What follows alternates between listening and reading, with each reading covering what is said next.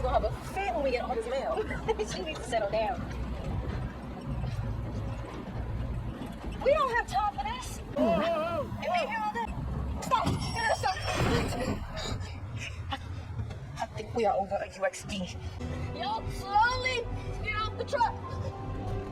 Slowly. 1, 2, 3.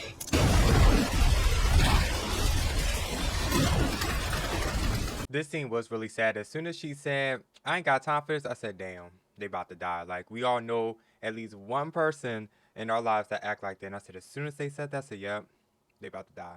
I don't know how, but they about to. Some of the women, surprisingly, are still alive till this day, as in, like, the real people from back then during World War II. I guess they had better food back then than what we do now. Now, I was thinking to myself, I said, could there have been another way to for the two ladies to avoid getting blown up? And after looking at it, I said no. Because the two women got off, which lessened the weight. But I wondered if opening up the doors and both jumping out at the same time would have been enough. But that thing detonated within less than half of a second.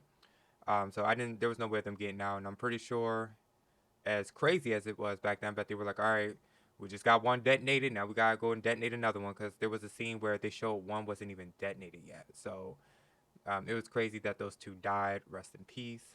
I did enjoy the movie. There was something that I notated on my end. I noticed that there were bots in the background behind the extras. So you have the main actors lined up, the extras, and then you could see all of these bots. And I said they could have at least made them look like real females rather than just car mannequins, like the mannequins they use for car accident. Crash dummies, that's what I meant to say. They look like crash dummies in the background. I also wish that they would have shown the scene, you know, when Abram was on the plane, the Jewish boy that she quote unquote was or was not dating. That part was a little confusing there.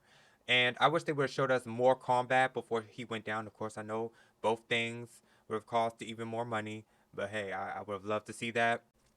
I do believe that was Abram at the beginning when he got pulled off of the aircraft after it crashed. I really thought they had parachutes back then.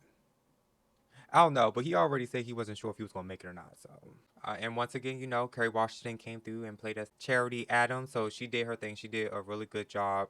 I love the switch and change of emotions. Like when she was about to cry, there was like one scene where it's just a little too much, but she was about to cry. Then she snapped out and then went to that hard stance and was like, over my dead body. So I enjoyed her acting in this. Now the film does have some good humor and some comedy.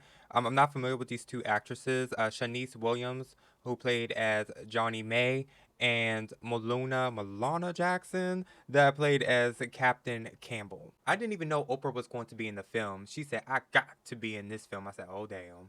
But she did really good. She played as Mary McLeod. I hope one day I get to portray as somebody from our Black history from like back in the day or something. I'm not really sure who I would play as, but I've always thought about like being in a situation like how Abram was, except not dying so easily.